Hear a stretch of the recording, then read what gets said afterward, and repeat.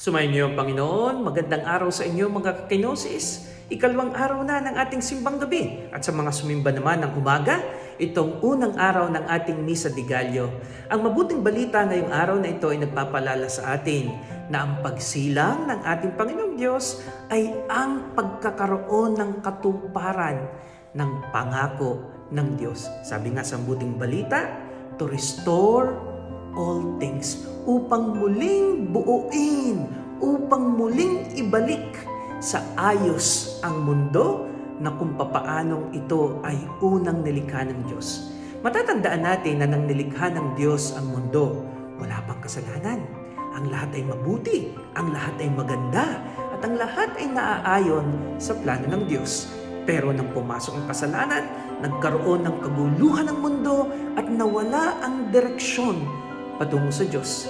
Sinasabi na ipinadala ang mga propeta, si Elias, at saka si Juan Bautista at kahuli-hulihan nga ay ang ating Panginoong Diyos upang muli tayong anyayahan na makabalik sa tamang landas upang maibalik ang plano ng Diyos. Kaya nga, sa ikalawang araw ng ating simbang gabi, sa unang araw ng inyong Misa de Gallo, ating pagninilayan, ano ba yung magagawa ko upang makabalik tayo sa plano ng Diyos? Sana isipin palagi natin, Panginoon, not my will, not my plan, but your will and your plan be manifested in my life.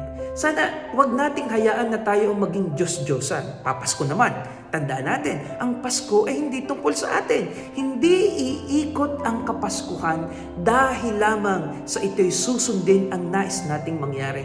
Ang Kapaskuhan ay tungkol sa kaganapan ng plano ng Diyos, ng pag-ibig ng Diyos. Kaya nga, ngayon nga nakikita natin, naging masyado ng komersyo ang ating Pasko.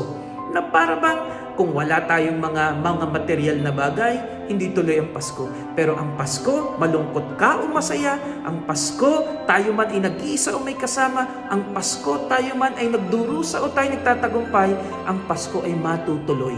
Sapagkat ang Pasko ay hindi tungkol sa katuparan ng sarili nating pangarap, kundi ang Pasko ay tungkol sa katuparan ng plano ng Diyos. Pero ang mahalaga sa bandang huli, tayo na mananatiling tapat sa Kanya ay isasama ng Diyos sa Kanyang tagumpay.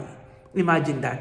Christmas will always be a beautiful celebration of the plan of God unfolding before our very eyes. At pagdating ang tamang panahon, tayo ay Kanyang isasama at ating tatamasahin ang tunay na bunga ng Kanyang pagsilang kapag tayo ay pumasok na rin sa Kanyang kaharian sa langit. Sa ngayon na tayo na dito pa sa lupa, hayaan nating akayin tayo ng Diyos kasama ng mga anghel, kasama ng mga banal, kasama ng mga pastol.